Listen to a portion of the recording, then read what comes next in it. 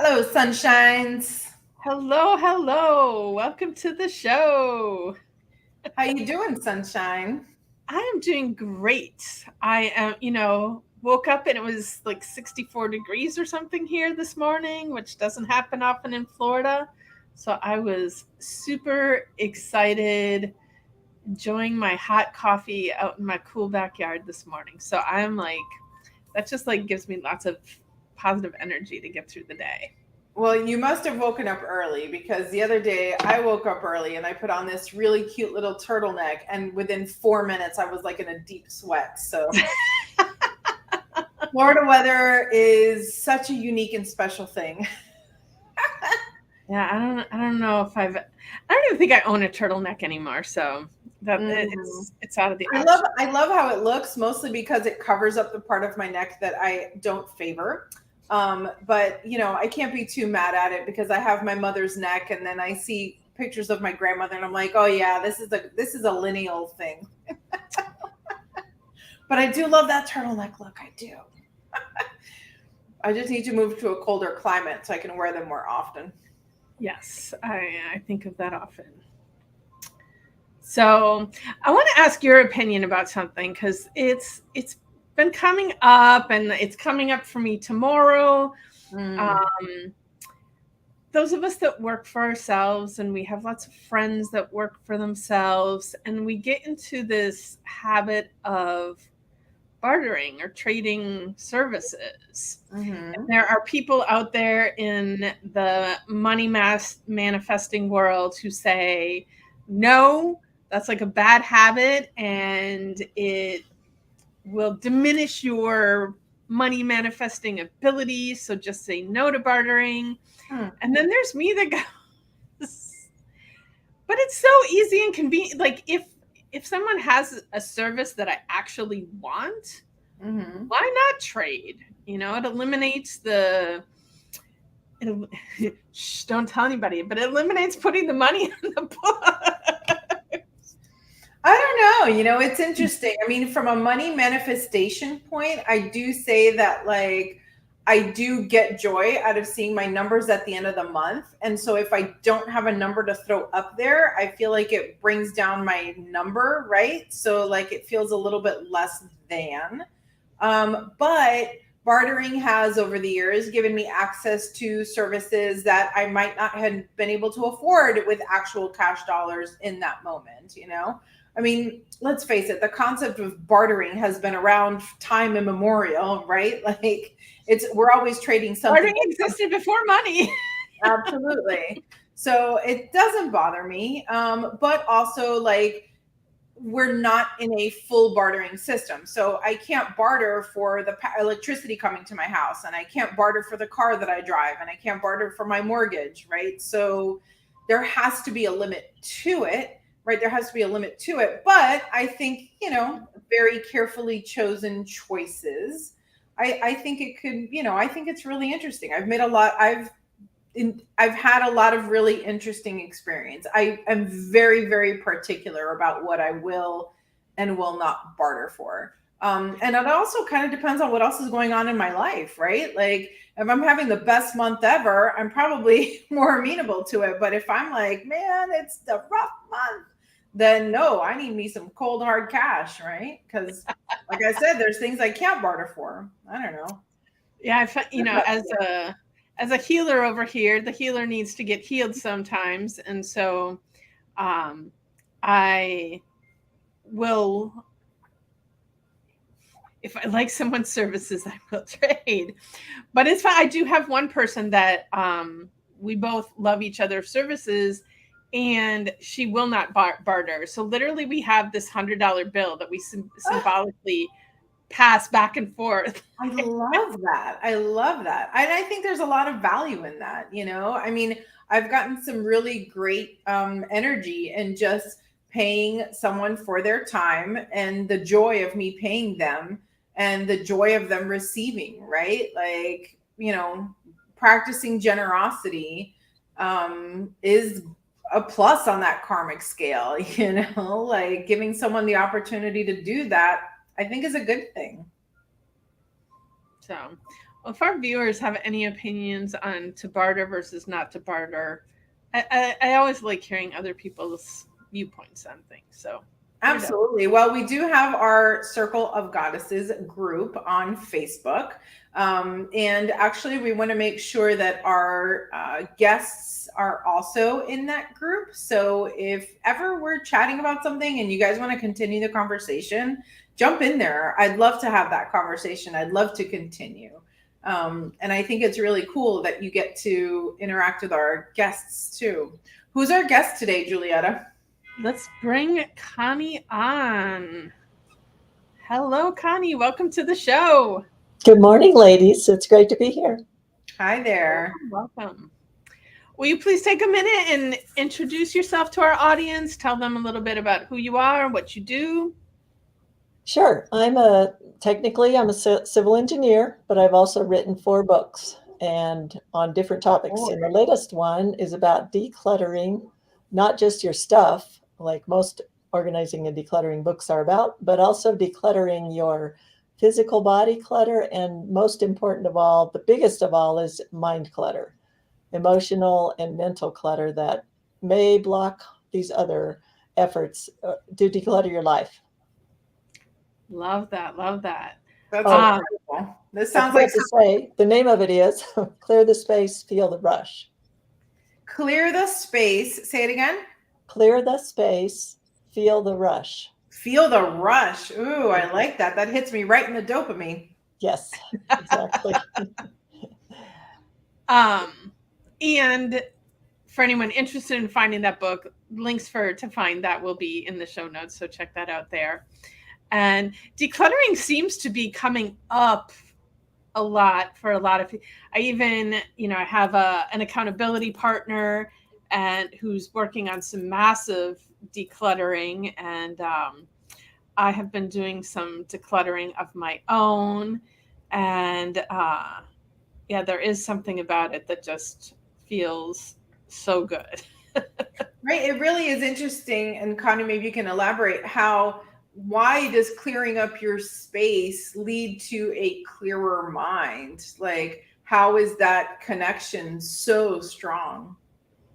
Well, you mentioned the dopamine feeling that you get, and everybody knows what it's like to declutter a closet or a drawer or a glove compartment or a whole room.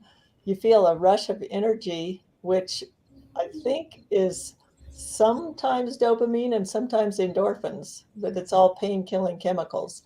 And I realized late in finishing this book that when you go for a long walk, you get those same endorphins. It's the same rush, and you're decluttering your body as you walk as well. So, and then if you're all upset about something and you have a good cry about it, you feel better. It's the same endorphins. And those things, anytime that you're feeling a little happier or a little better, you're improving your health, you're improving your immune system. We were talking about Dr. Joe Dispenza before, and he showed that in a small experiment that he did a few years ago, but he continues to study that. But there's lots of other scientific knowledge about how endorphins improve your health.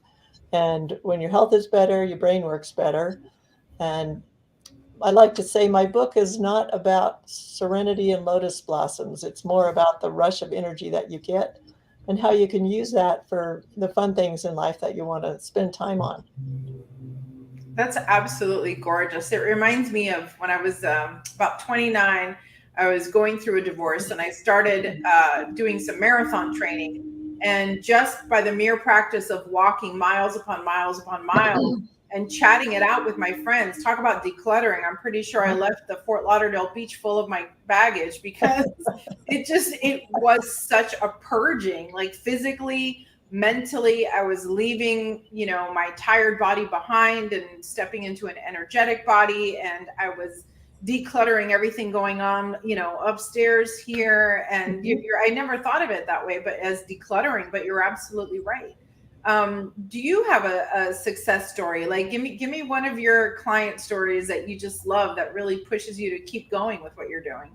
Well, I've worked with people of different ages. A lot of times I work with families and sometimes older people that are moving to a assisted living or a smaller space. But this one family I never forgot. They were, very, very happy family, mom, dad, two kids, a boy that was about 10 and a little girl that was younger. And I mainly helped them with their basement, like getting their basement more organized.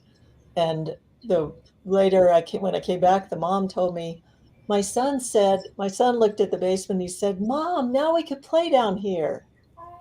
And that just lit up my life. That's beautiful. Such a small thing, but he was so excited. And that's what makes me feel good when something that I've helped them with just improves their life so dramatically. I think about like families too. People have different styles, and um, living with some people who want to keep and hold on to everything, and some people want to get rid of everything. That has to be quite a challenge. So having that outside assistance has to bring some harmony to the house. It does. Yes, every single person is different that way with how much stuff they want around or they can deal with. And nobody knows exactly why any one person holds on to one thing or lets it go or whatever. So you're not going to be able to tell your spouse or your roommate or anybody, your kid, you're just not going to be able to sort that out for them. So you have to do some negotiations, like, okay, we're going to keep the family room clear, or definitely the kitchen, but your own spaces, your own rooms, those are up to you. I do find the older I get, though, the less and less stuff that I want. Exactly. I don't know if that's a normal part of aging or it's just me. I find that the stuff I accumulate is meaningful, right? Like everything means something to me now, which actually makes it harder to get rid of, because I'm like, oh, but this is so special and I got it at such and such a place when I traveled to, like, I don't know, maybe I'm just bogged in my memories, but I don't know, that's my experience of it. No, it's not unusual. It's very I have a kind of a good story about that if we have time for it. Always. One time sometimes I do work with another woman. I'm just one of her workers because it gives me a break from my engineering work in the computer. So we helped two ladies that were about the same age, and they were both moving into the exact same assisted living or independent living apartments in the same complex. One of them had lived, she had been married to a professor at one of the local universities. So they had a comfortable living, but nothing, over the top. So when we moved her stuff out, she said, "Get rid of 90% of this stuff. It's mostly just junk." Like Wow. it was easy for her to let go of it because it wasn't very expensive and a lot of it was worn out, not high quality. And then the other lady had grown up very wealthy. They even had a butler when she was growing up. And she traveled all over the world and she met all these artists and she gathered all this beautiful artwork and she could not let go of it because it was so meaningful to her.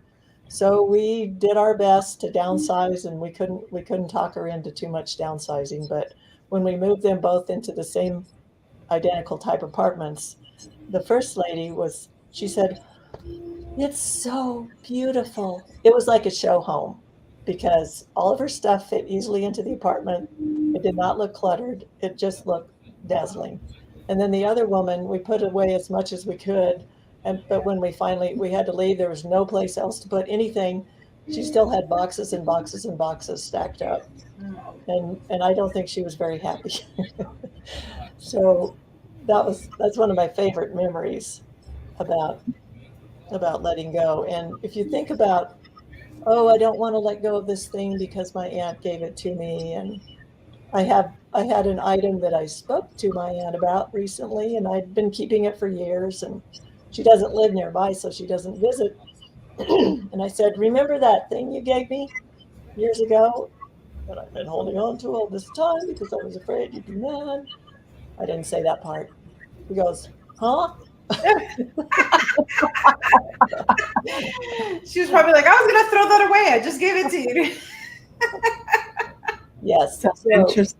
whatever you do, don't feel guilty about something that, especially someone who's passed away getting rid of something because they certainly don't care, and they'd rather that you have the enjoyment of the free space and time.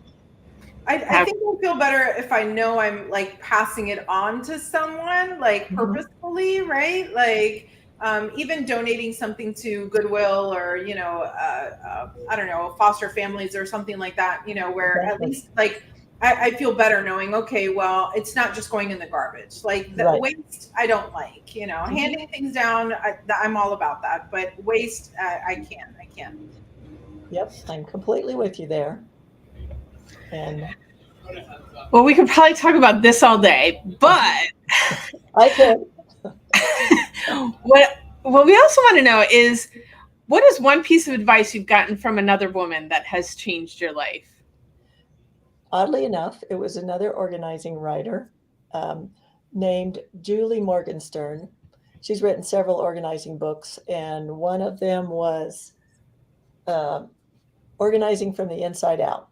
And she talked about your own personality, just as you were mentioning, Graciela, everybody, and you too, Julietta, what things are meaningful to one person and not meaningful to another. But she said, she had this quiz at the beginning, and she said, are you the kind of person that could sit down for 3 or 4 hours and just work steadily? Or do you get antsy after an hour of work and you have to get up and move around and do something else? And I thought, oh my goodness, you mean it's okay to be that way? Because that's exactly how I am. It made it incredibly hard for me to work at an engineering job, a regular job where I'd sit in front of the computer at one location all morning, take an hour break, and sit the rest of the time. So I've been on my own with my consulting since 2008, and it's been a lot easier because now I could set my own schedule. But it was so freeing to have somebody say, yeah, it's okay to be that way. It's actually normal for a lot of people. So that's what I love the best. There's nothing better than being given permission to be who you already are. Right? Yes, exactly.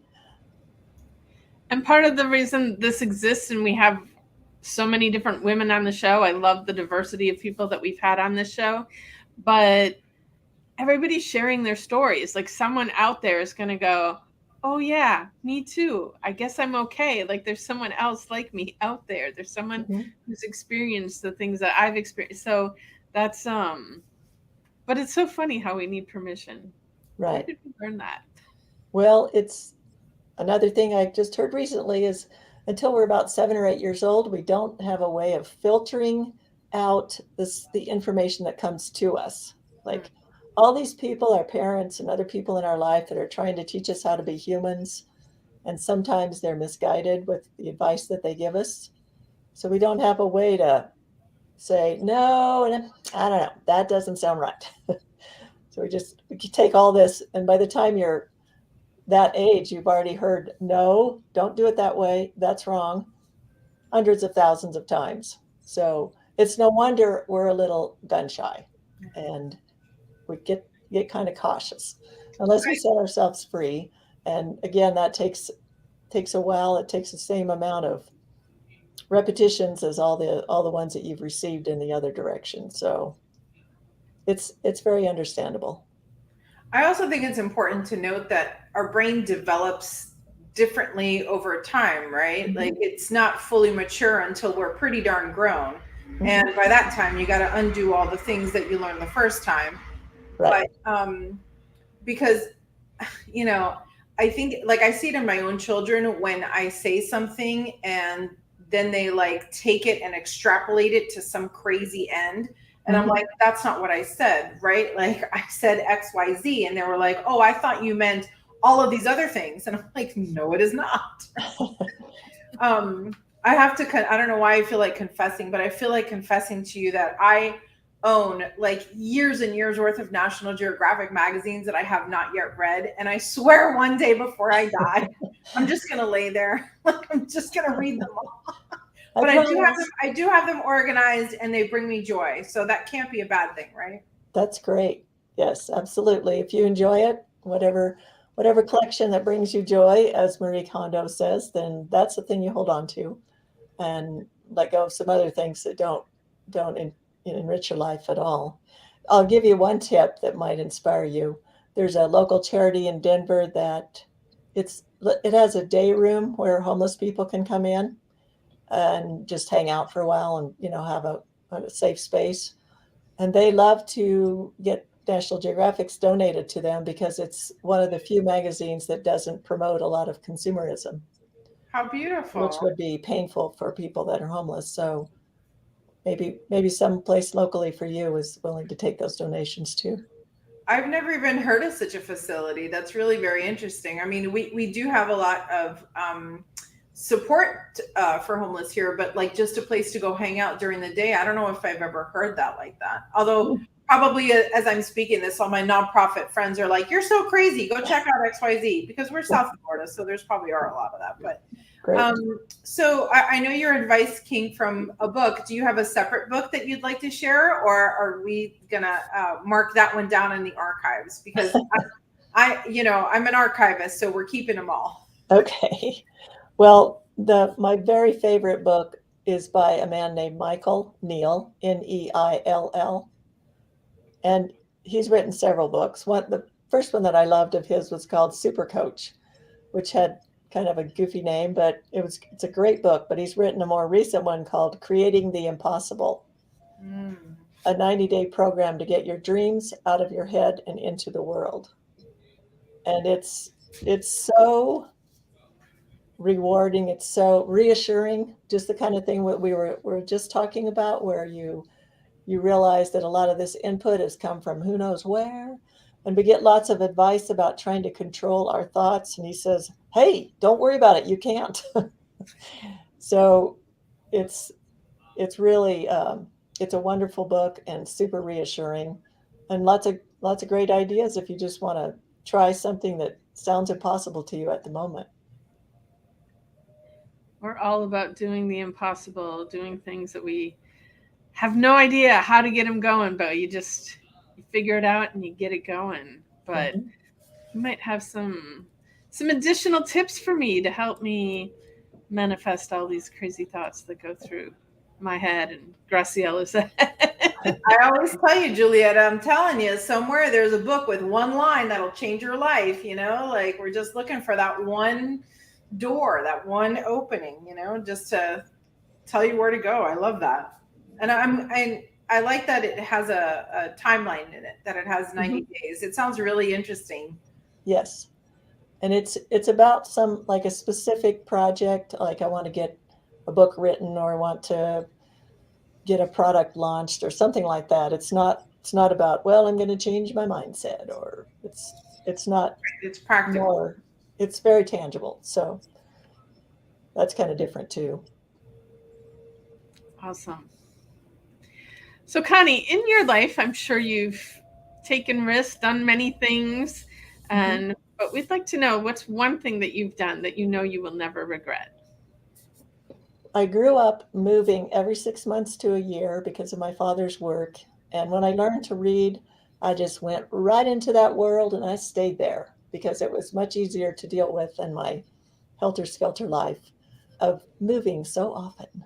And but when I was 16 years old, I was a Girl Scout, and I was invited to go on a trip to Europe I lived in Wyoming, and there was a Fort Collins troop, Fort Collins, Colorado, that was very adventurous. And so we had a chance to get in on their trip. They didn't have quite enough people to fill up their chartered plane to Europe. So I worked all summer at a plant nursery to earn the money to go on this trip that was 3 weeks in August to 7 countries.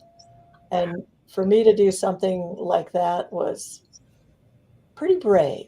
Yeah. And when I came back from that experience, my self-confidence was on a vastly higher level, because even though the surroundings of our trip were pretty safe, we were just three bus loads of girls and our leaders camping at these organized campgrounds. So it was pretty safe, but still, it was a lot for us to leap out and do. And of course, I've never, ever forgot any of those memories from that time. And I made a friend, one of the bus drivers. I continued to stay friends with him until he recently passed away. So it's been a very long time. And you were 16 at the time, you said? Yes, yes. Wow. What So an amazing gift. yes, it changed my life to do something so out of my own comfort zone. Yeah, I'm always, as growing up, we hosted exchange students, and then I went and lived in Venezuela for a year. Wow. That was a long time ago too. Before, like, it makes me sad that I don't think it will ever be okay for me to go visit Venezuela again. It was a lot of amazing, beautiful memories there. But looking at myself and my fellow exchange students and speaking with other people that have traveled the world, it changes something in you. And it gives you a confidence that people who don't travel don't have. And I'm Right. always amazed when I meet someone that's never gone anywhere. I guess too, that goes. It's often uncomfortable and it's sometimes scary. Like that was the first time I'd been on a plane too. So the young woman that the treasurer of their troop got to sign the check for the plane, $77,000. Wow. So I'm like, wow, that would be fun, I guess. Well, it certainly sounds safe. That's good. Yeah. I mean, Julieta, you talk about going to live in Venezuela and I think you said you were like 19 or something at the time. How old are you? 18, yeah. 18. I turned 19 while I was there, yeah. I mean, like, as a mom, like, that gives me such a panic attack. Like, I get it, and I think it's such a cool experience. And Connie, even your trip sounds amazing. But I have to tell you, there's like, as a mom, I'm so nervous about my kids being out in the world. Like I'll go with you. I'll go with you. Like, let's go do it. Let's have fun. But I'll go with you. Well, and now, like, between cell phones and internet, like, you would have constant contact with your kids. I'm sure when Connie went, when I went, there was no such thing as the internet. And like, international phone calls were so expensive. In that year, I spoke with my family like once a month for like 5 minutes because A, didn't want the phone bill too big. And so it was just check in like, hey, everything's okay. My mom wrote me a letter every single week. I did not write her back every single week, but I did write her quite a bit. I was too busy having fun. Yeah. But yeah, I'd be in the hospital. I'd be like absolutely I don't know if it's my Cuban upbringing. Like, when I was graduating high school, my mom was like, well, if you want to go away to college, I'd be happy to sell the house and follow you. Like, this concept of like you turn 18 and you leave your house, like, is just not part of my culture. Like, being on your own is not even really like a thing, like you're always supported. You always have someone, even though I do live on my own and I am a grown up and I was married when I was 21 and all that sort of a thing. But I think part of why I feel comfortable taking risks is because I know that someone has my back. Right. And, I don't know. I think it's just really interesting. I think it's really interesting to hear these experiences. Like, I'm jealous. I want to have those experiences, but also I don't think my heart could have taken it. We'll have to work on you. What? We'll have to work on you. Yeah. It's 100 times easier if you go with a good friend. Well, I mean, again, for myself, like you always feel like you're the smartest at whatever age you are, right? Like, even when I listen to my kids, they're only 13, but they think they're so grown, like they're ready to just go do anything, and I'm like, but wait, you're still my little chickens. Like, come back under my wing, Although these sound like incredible memories, and gosh, I would love to hear so much more about I wrote it down, 7 countries. That's amazing. Did you continue to travel as you grew up? Yeah, I talked about my moving so many times when I was a kid, like, oh, it's so terrible. But it was actually kind of cool because sometimes I get antsy if I have to stay in one place too long. And I actually was pretty good at traveling. My parents, we did lots of traveling and camping when I was a kid. So I actually really enjoy traveling. And but I also enjoy being in Denver with my kids and grandkids. So Mm. I feel pretty lucky that way. And I try to enjoy every day, no matter what it brings. But traveling, I know you were going to ask me what my sweetest, most delicious memory was Yes. from your list of questions. And that was actually a follow-up for that trip because about 10 years ago, I went back to see the friend that I had made so long ago. And his little granddaughter was there. She was 3 or 4 years old, and I stayed with his daughter and husband and the granddaughter the last night before I came back. And she was a little wary of me, so she didn't really interact with me that much. But in the middle of the night, I was sleeping in their guest room, and all of a sudden I woke up and I looked at the doorway, and there was the little girl standing in the doorway. She didn't say a word. She just held her arms up and wanted a hug. Oh, how And I'm like, sweet. oh, that's so sweet. That is so sweet. Oh, that is very delicious. So I wouldn't have had that experience if I hadn't continued to travel.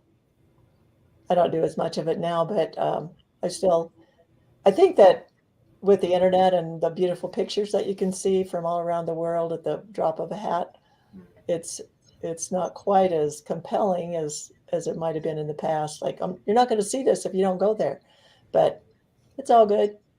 Travel, don't travel, whatever you like. That was a point that was brought up to me with my sister and brother-in-law recently. They're retired, early retirement, and they could travel, but they also enjoy where they live. And he's a big sailor, and they do some really cool volunteer work teaching young kids to read. And so if you don't want to travel, don't. They said, we feel kind of left behind when we see our friends going on these trips. And I'm like, well, do whatever you want. Don't feel guilty because somebody else's idea is, oh, you're retired, you're going to be traveling so much now. That's the whole point of clear the space. It's clear the space for you to spend the time the way you want to spend it. Like, not hampered down by a bunch of belongings. But if you want to go on adventures all the time, then you don't have to feel like, oh, I get all this stuff pulling me back to the house. Like, I should take care of that before I move, before I leave, or go on a trip. Or if you want to stay home and work on your crafts, then you have a nice cleared space for that. So I think travel or no travel, we all have the same goal, which is freedom, right? exactly. Carefree freedom to, Uh-huh. and I think you can do both. There are times that I love traveling, and there are times that I just want to lock my doors and stay home. So I think they're both good. Uh-huh. Exactly.